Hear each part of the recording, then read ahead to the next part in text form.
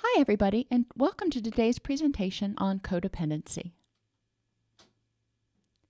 Over the next hour or so, we're going to define what codependency is, identify characteristics of the codependent relationship, explore the motivations for these behaviors, because we've talked before about the fact that people do things that are rewarding and they don't do things that are not rewarding.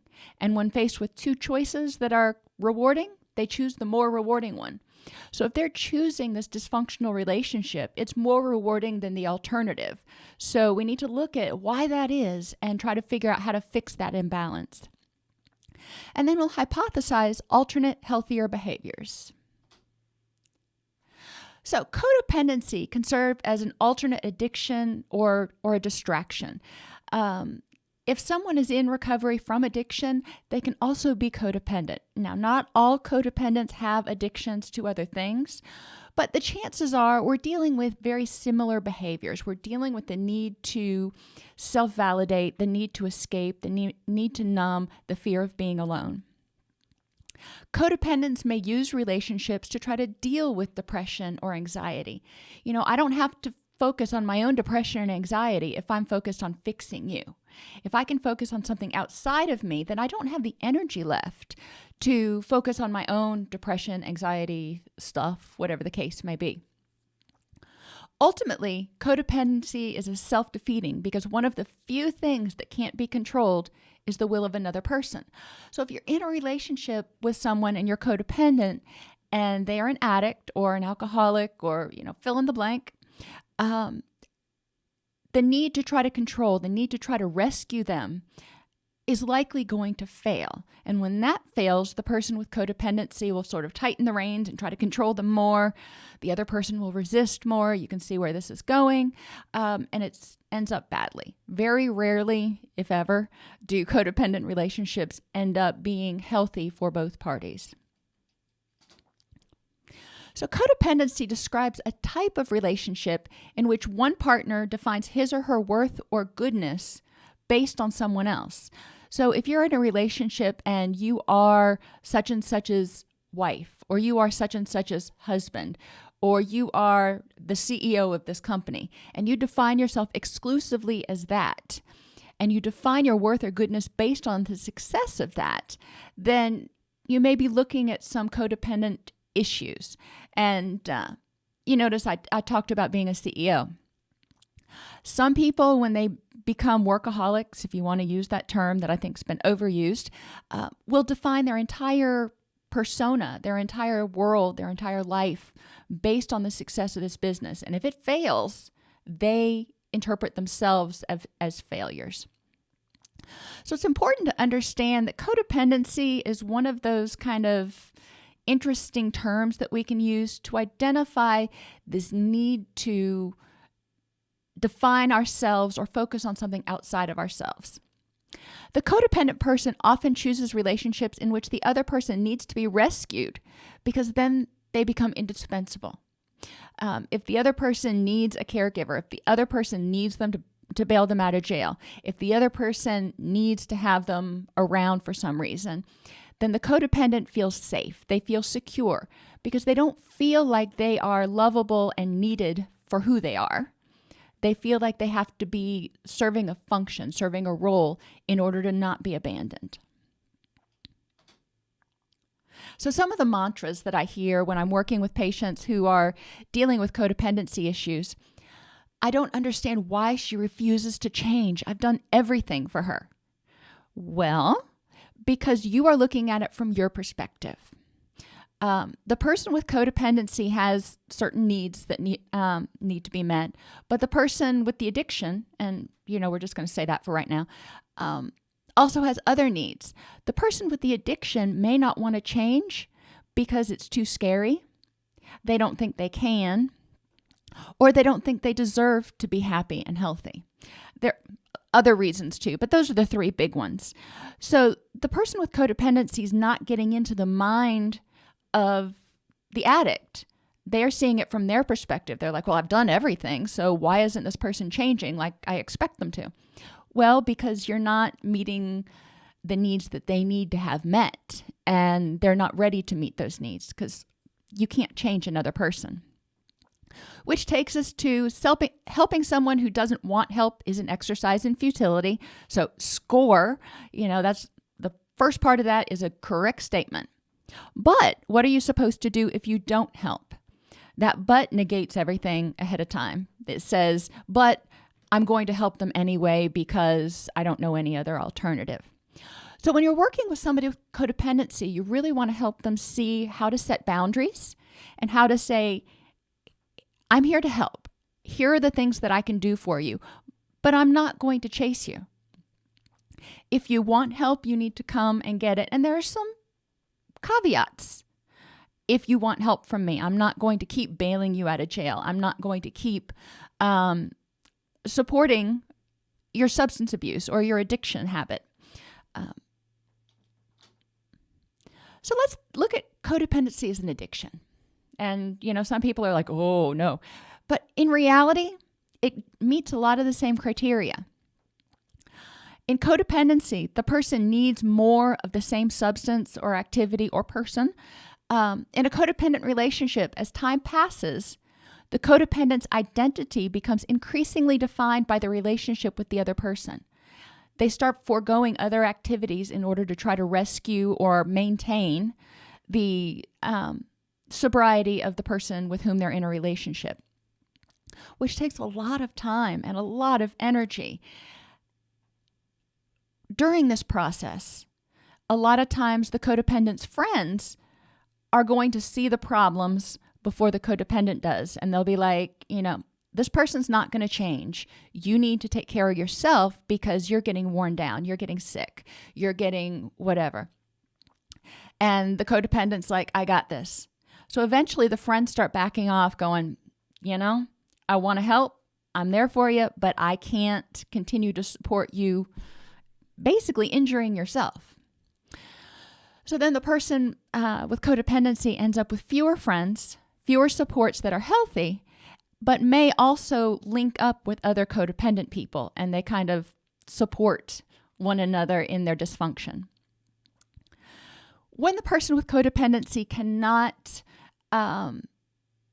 fix the person with the substance issues, when they can't control them, the codependent experiences extreme anxiety or depression because that is who they are.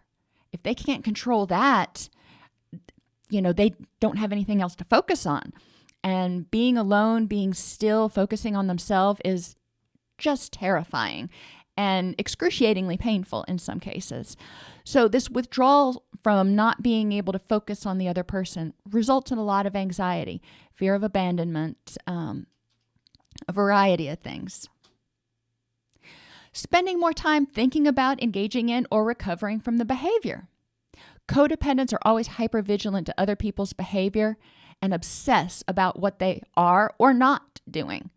So the person with codependency is going to look for clues that their relationship is going south, that the other person is beginning to relapse, that the other person is struggling.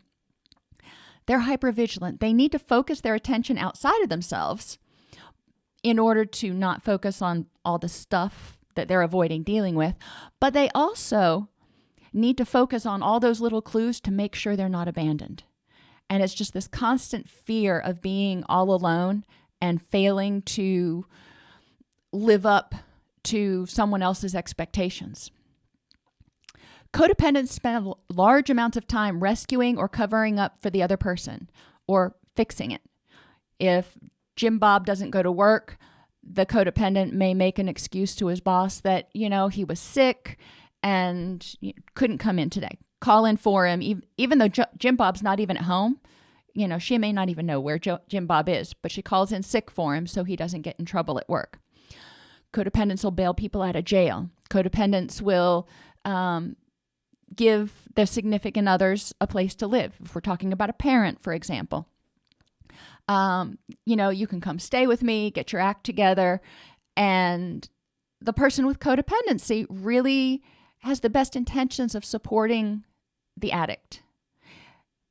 The addict, for whatever reason, may not be ready to recover or may not be able to recover with the tools they're being given. So we need to remember that. The addict's recovery is not about the codependent. The addict will not recover for mom. The addict will not recover for spouse. The addict will not even recover for children. The addict has to recover because they feel they deserve better. And in order to be a good spouse, a good parent, a good child, the addict needs to get their crap together for themselves first. So it's not about the codependent, but the codependent takes it personally. He's not changing for me. I've done everything. I've given up everything. I've blah, blah, blah. And he's still doing the same things. Why is he so miserable? I'm giving him everything. And again, we need to get into the mind of the addict and go, because it's not about any of that stuff. It's about what's going on in the addict's own head. The codependent gets exhausted taking care of the other person, but can't stop because they rely on the other person to tell them they're okay, they're worthwhile, they are good enough, smart enough, and gosh darn it, people like them. But the codependent often doesn't have the ego strength to say, I am Donnelly Snipes. The codependent will say, I am Haley's mom, or I am so-and-so's, employee. They don't identify themselves because they don't know who they are. They are a summation of a bunch of roles that they take on. Codependency, as in addiction, the people forego other interests in order to maintain the relationship or the addiction. In codependency, the relationship is the drug of choice. When their significant other is doing well, they are doing great and they feel wonderful. They're walking on sunshine. When their significant other is not doing well, it rips the rug right out from under them because they can't control it. They fear abandonment, and they may be considering that they're choosing the addiction over me. Why? Why am I so unlovable that they're choosing this over me? For the codependent, having the significant other in their life makes them feel okay or whole. And, one of the things I talk about in my book is making cookies. And I love cookies. But when you make cookies, you can have sugar cookies and you can have chocolate. Both wonderful on their own. You put them together, you make chocolate chip cookies. A third wonderful thing. But apart, they're both whole. In a codependent relationship, it's more like combining flour and eggs. You can't use just flour or just eggs to make a dessert. No. But because it requires a whole bunch of other things, and they have to go together in order to make something cohesive. The egg makes the flour cohesive, kind of like the codependent tries to hold the relationship together. We don't want a relationship where people have to depend exclusively on each other for existence. They can bolster each other. They can make something new and awesome, but they need to be able to be okay independently. The relationship takes the place of self-love because in most cases, the person with codependency doesn't love themselves. They don't care about themselves enough to put their needs above the needs of other people who may be struggling. And this is a really difficult concept for a lot of people in early recovery to kind of wrap their heads around because they're like, well, the person was hurting and I didn't want them to hurt. And my response back to them is, you saw yourself in them. You saw them hurting and it reminded you of how you've hurt. And you wanted to fix them. You wanted to make it stop hurting because you can't stop your own hurt. And, a lot of times understanding that they're seeing a reflection in themselves, of themselves in the other person, goes a long way to helping people understand their motivation. Like an addiction, the person with codependency continues the relationship despite negative consequences. Codependents are not just, woohoo, let's walk on sunshine. This is a great relationship. It's all roses and wine and whatever. In a codependent relationship, there are more bad days than good. They struggle with depression, this sense of hopelessness and helplessness, because they can't fix or control the other person.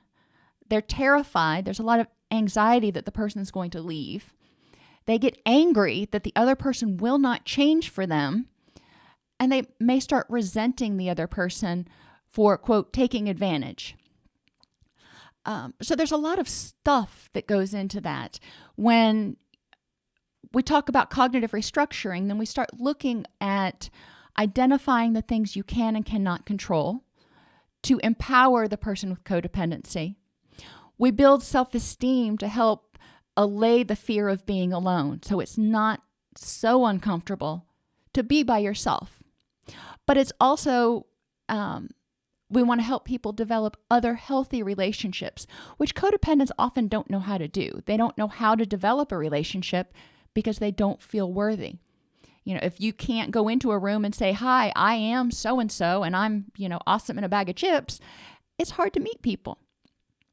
So there's a lot of social skills, relationship skills, and self-esteem work to be done. Then dealing with the anger and resentment. Remember that anxiety and anger are kind of the emotional correlates of the fight or flight response. And in the anxiety, the person is dreadfully afraid of being abandoned. And the anger and the resentment are that person's reaction to saying, how dare you? I am going to bully you into doing what you need to do. So we need to look at this and help people understand how the codependent relationship is really negatively impacting them. Yes, there are good days. Even for the person with clinical depression, there are good days. There are more bad days, but there are good days. And we don't want to just romanticize the one good day out of the month and say, because a lot of times the codependent will say, well, last Tuesday, my significant other went to meetings and went to work and came home and had dinner with the family and yada, yada, yada. And, my response would be, okay, that was last Tuesday. That was 8 days ago. What have happened in the intervening 7 days? Oh, well, socially, the loss of healthy friends and or the replacement with other codependent friends who are also depressed, anxious, angry, and resentful. You see, we're kind of creating this storm around ourselves. Physical issues. When people are under stress, they lose sleep, they get muscle aches, they get sick easier, they age faster. There's a whole host of things that can go into the stress-related impact on the person's body. And occupationally, a codependent spends so much time figuring out how to rescue and taking time off to rescue their significant other that they often have poor performance at work.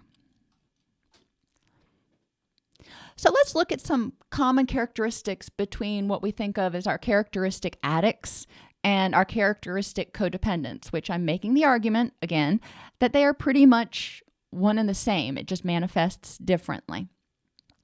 The addict may be addicted to substances, gambling, sex. The codependent is addicted to a relationship. Both of them have low self-esteem. If you've worked with addicts or codependents, I don't think you're going to say, no, my clients have great self-esteem. No, they don't. There's a sense of unworthiness. So working on that self-esteem so they don't need other people to validate them. They can validate themselves, and they can be okay saying, this is who I am. Like it or hate it, that's your choice. Depression and anxiety. Both groups of people really struggle with hopelessness, helplessness, and fear. Now, some of our basic fears, not denial, that's grief. Fear of rejection, isolation, failure, the unknown, and loss of control. When these are tapped into, we tend to have this guttural or primal fight or flight reaction. Now, you don't necessarily have to act on that. You can identify it and let the feeling pass. You do not have to act on every feeling. But it is important to recognize that this Anxiety. Let's talk about failure, rejection, and loss of control. If you're in a relationship with someone, with a significant other who has an addiction, and they relapse or they continue using, you're not in control of them. They're rejecting your offers to help or your efforts to help, and you're failing to fix them, which in reality, they can only fix themselves. And yes, they may be rejecting your offers for help, but is it about you or is it about them? And most of the time it's about them. Failure. We need to look at how this relationship is constantly stoking the internal fears, our natural fears.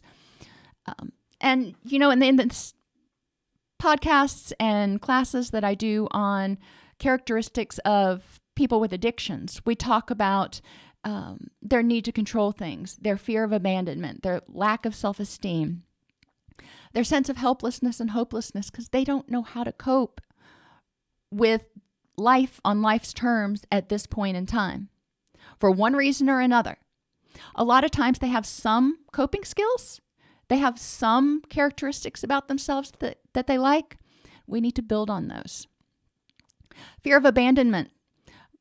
Most people with addictions rely on others to tell them they're okay.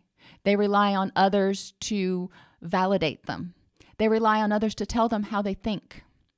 If they grew up in a household where there was an addict, they were taught to don't talk, don't trust, don't feel. And they've carried that into adulthood. So they don't know how to engage in a healthy relationship, and they don't even know how to have a relationship with themselves because they've learned not to trust themselves, and they've learned not to pay attention to their own feelings, let alone the feelings of others. They're just constantly hypervigilant and trying to smooth things over, walking on eggshells. The relationship becomes the addict's primary focus. In codependency, in addictions, it's whatever the addiction is.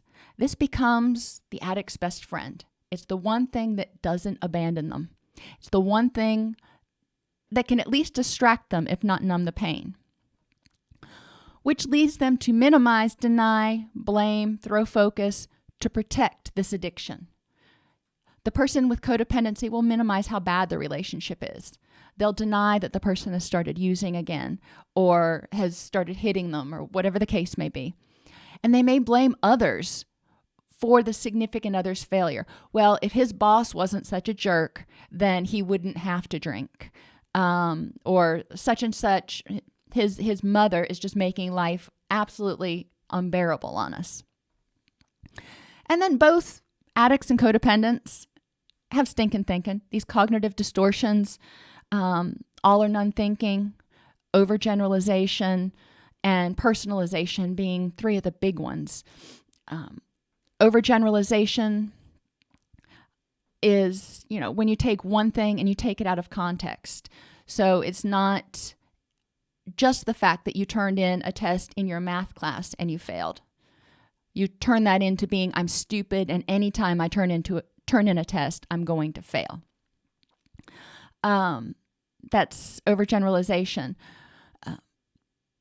Personalization is when everything's personal. Somebody walks down the hall and they scowl, and you take it as them scowling at you, and you take it to mean that you did something wrong, when in reality, they may have been lost in their own thoughts, not even have seen you. The look on their face had nothing to do with you. And, the person with codependency or who personalizes things takes it personally and goes, oh, what did I do? It's not about you. And all or none. Words like every time, always, never.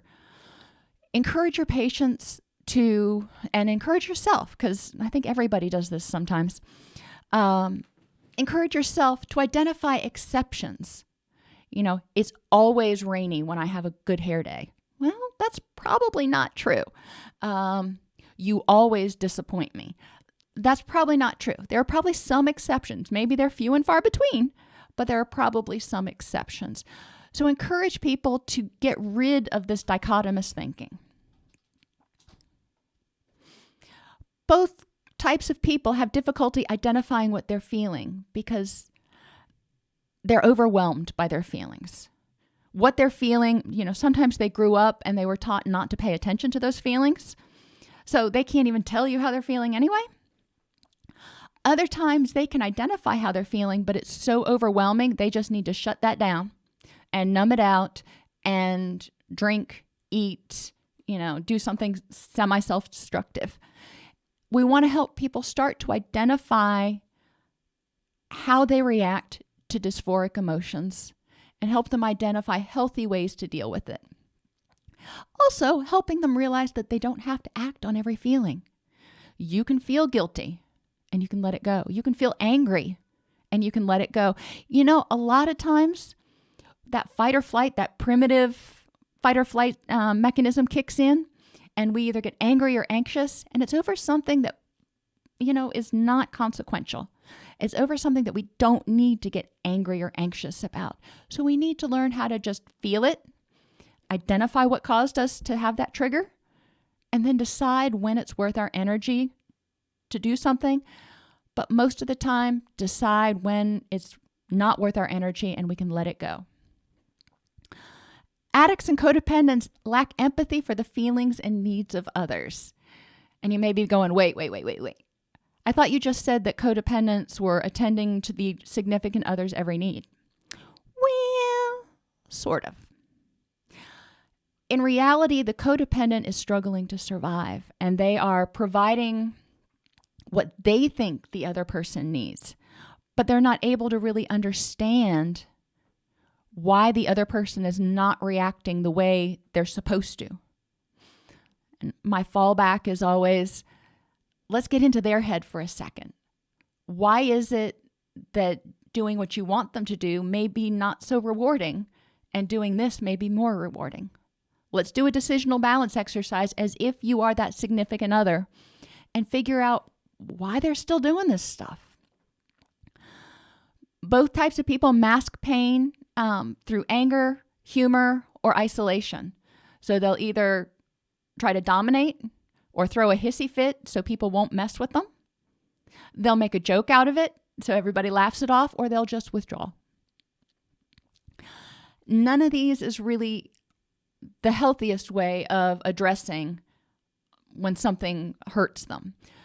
Understanding what's causing the pain and figuring out how to fix it, part of recovery. It's also part of life, because even people without DSM diagnoses, and they exist, believe it or not, not everybody can go through life without experiencing pain. People die. You have losses. You make mistakes. Things don't work out your way. People experience pain and disappointment. Learning how to identify the cause of that and deal with it in a healthy way is part of, happy, healthy living as well as recovery. And both addicts and codependents tend to have a lot of aggression and resentment and negativity. That overgeneralization. They start to look at the world as a glass half empty. They always look for the bottom to fall out. They expect people to let them down. And when you expect these things, that's what you see. So helping people make a cognitive shift and try to identify some of the good stuff is a huge step in the recovery process for, all of our clients. Addicts and codependents have difficulty making decisions. Why? Because they rely on somebody else to tell them. They don't know how they feel. They don't know what they think. They don't know what they want. They are going to feel, think, or want whatever you want them to feel, think, or want. Think of a chameleon. So it's hard to make decisions. If you say, Jane, what movie do you want to go to? I don't know. What movie do you want to go to? Because I want you to be happy. And if you're happy, then I'm happy. Mantra of the codependent. Addicts and codependents judge what they think, say, or do harshly and is never good enough. So I encourage, my patients, regardless of their diagnosis, to take this negative stuff that they tell themselves, like I'm stupid, I'm useless, I'm worthless. And I say, would you say that to your kid? And if you wouldn't say it to your kid, what would you say instead? And that's what you need to tell yourself. They value others' approval of their thinking, feelings, and behavior over their own. So again, it's not what I think or feel that matters. It's what you think or feel, because I want everybody to be happy. I'm going to have to smooth everything over.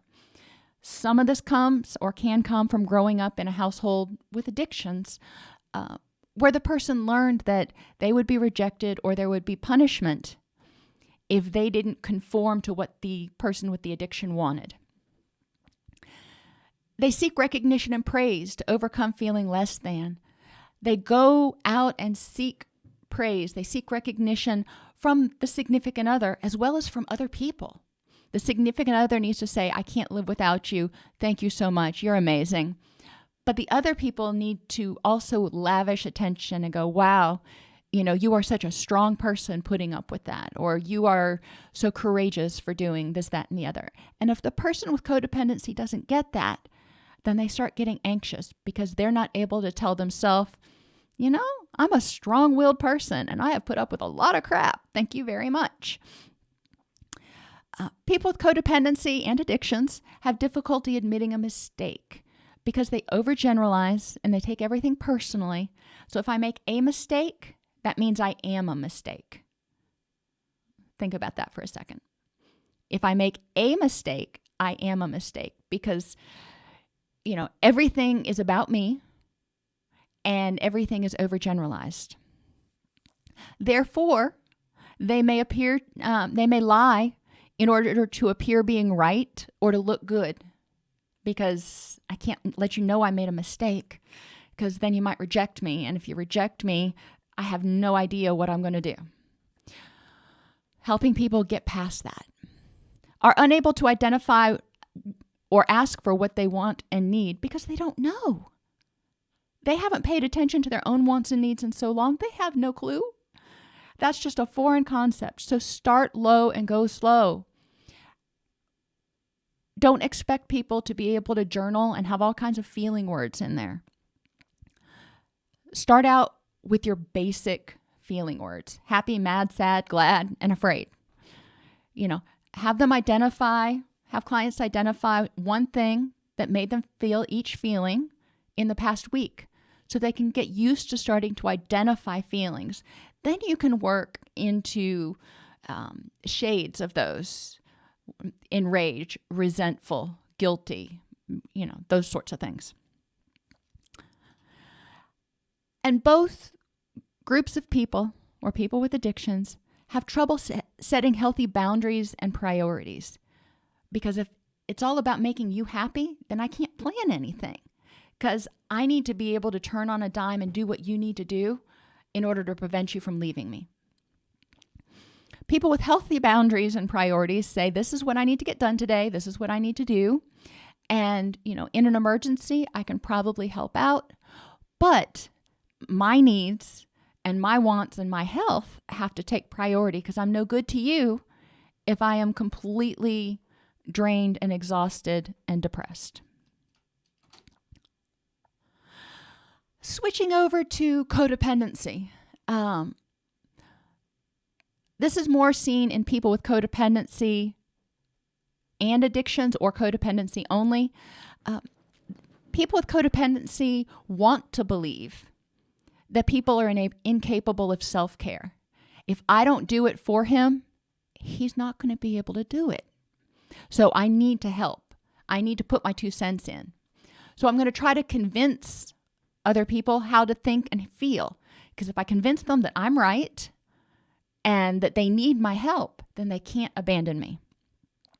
Which leads to offering unsolicited advice and direction, which may or may not be accepted. A lot of times it's going to be rejected, which means the person with codependency will start feeling resentful. It's like, well, fine, you don't want my help? See how you do without me. Kind of turning on a dime. You're feeling a little bit of the borderline influence here. The person with codependency may lavish gifts, favors, and attention on those that they need to influence. So if providing basic needs doesn't help, then they may up their game a little bit, because they're trying to avoid abandonment at all costs. because loss of that person means loss of self. Codependents will often use blame and shame to control. I've done all this for you, and this is what you give me. Adopt an attitude of indifference, helplessness, authority, or rage to manipulate outcomes. The codependent is a very, very skilled manipulator. So it's important to understand what these outbursts or what these fluctuations in emotion mean to that person and what the benefit is to them. What's the benefit to you when you go through one of these episodes where you act completely helpless and you require the other person to take care of you? What's the benefit when you get all angry and rageful and you require the other person to submit to you? Codependents will use recovery jargon in an attempt to control the behavior of the other person. Well, I see those relapse warning signs coming out and talking about triggers and all kinds of other stuff. They'll use big words, maybe not even knowing what they mean, in order to try to make the significant other think that they are more in control of the recovery. Codependents may pretend to agree with others to get what they want. That's true with addicts too. So what do we do about it? Identify benefits and drawbacks to the relationship and the benefits and drawbacks to being single. Decisional balance exercises, tip 35 from SAMHSA. You can download it, or you can Google decisional balance exercises. They're real common on the internet to find worksheets. It is important to understand the benefits and drawbacks to both, because you can't tip that decisional balance scale without addressing all four quadrants. Codependency, like other addictions, is used to escape, distract, or avoid pain. So this person is in this relationship. The benefits of this relationship are providing the person with a sense of self-esteem. They are providing the person with a sense of security. It's distracting the person from their own intrapsychic pain. There's a whole list of reasons or rewards or benefits to this person staying in a dysfunctional relationship. So you need to figure out how to counter those with something more rewarding. Begin self-esteem work. There are, just oodles and oodles of self-esteem books out there. I really like the ones from New Harbinger by McKay, but you can go online to, I think it's Therapy Tools, and there are free worksheets online to help people work on self-esteem. Self-esteem is all about who you think you should be compared with who you think you are, and figuring out how you feel about the difference and working on the things that you feel like you don't have developed well enough yet. Until the person, the codependent, can provide self-validation, all relationships can potentially become codependent. So thinking about the past week, what are 3 times where you may have or your clients may have engaged in codependent behavior? What did they do? And how effective was it for them in the short term? In the short term, it was probably pretty effective. What about in the long term, though? A week later, 2 weeks later. If you would have had this new information, what might you have done differently to help your client or help yourself handle the situation differently so it had a better longer-term outcome? And how can you start integrating some of the knowledge about codependency into your daily recovery routine and your therapy toolbox, if you will? Codependents generally get in relationships with addicts or others who need to be rescued. This need to rescue or be indispensable often stems from not feeling good enough, having low self-esteem, and needing other people to tell you you're okay. Because if they don't, you fear abandonment. The person with codependency doesn't feel like they are lovable for who they are. The codependent derives his or her goodness from the success or failure of the other person in the relationship. So if the significant other relapses, the codependent takes it very personally. If the significant other is doing well in recovery, the codependent takes it very personally. And in reality, most of it has to do with the significant other, not the codependent. But, that personalization, everything is about them. Recovery involves developing a sense of self-worth, addressing the issues that are causing depression and anxiety, such as grief over prior lost relationships. This can lead you into a dysfunctional relationship, holding on past when it should have been let go because you're afraid of losing it again. A sense of helplessness to change another person.